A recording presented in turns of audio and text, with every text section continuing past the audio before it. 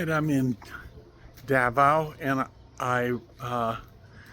normally I've started this trip doing Airbnb because the rates are better, you get more room and all that. This time I rented a house in Davao, and I'm going to walk you through it. It's really nice. It's really nice, and for the little bit that I paid for it. So let's go.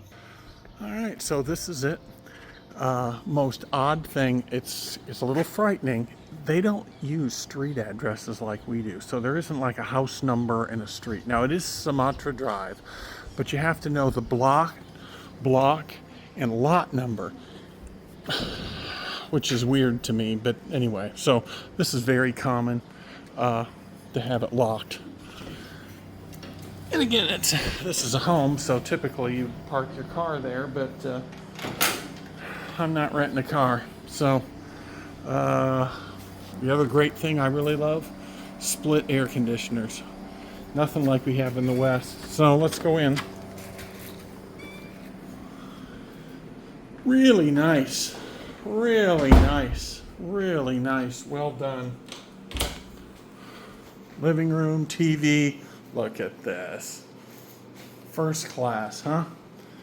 All right, they remodeled it, I think last year. It's kind of newer. So this is like the guest bedroom, for lack of anything else. So you could have like a, I don't know, super twin and all that. But again, window shaker in here. But that's how they roll. No central air. No central air. It's cheaper to use AC like this. So there's a, and again, it's good to show. Hey, you get a bum gun, awesome. Certainly we got the commode. Very common. The most common thing, quite honestly, is that you have a bucket and water. A lot of the older folks do not use toilet paper. They want to wash everything every time. So that's the way that rolls. And then kind of is a central,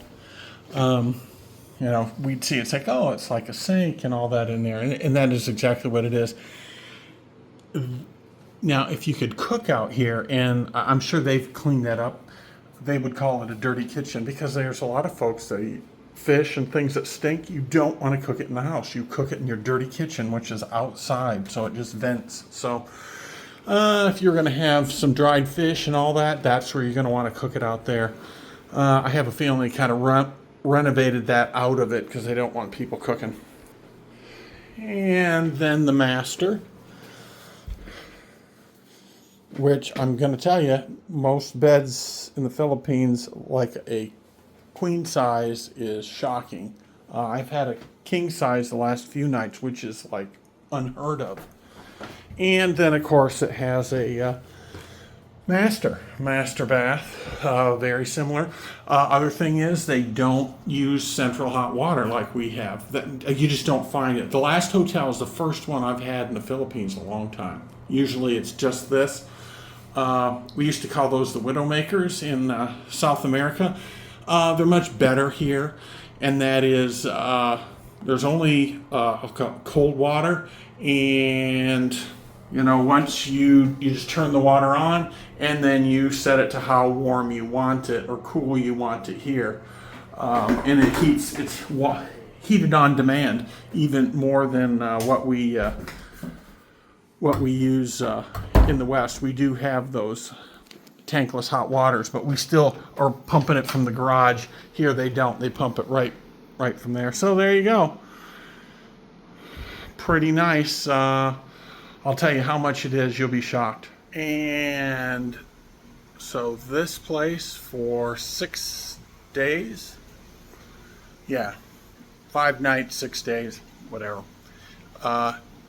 $249 US, all in. Taxes, everything. That's everything. So, really nice place. Really nice place. So,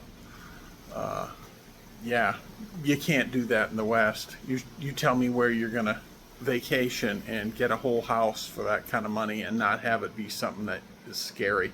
So, all right, there you have it. This is where I'm at.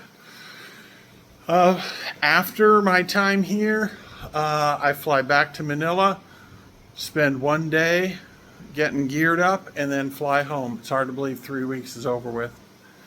And let me just say, I have got to retire.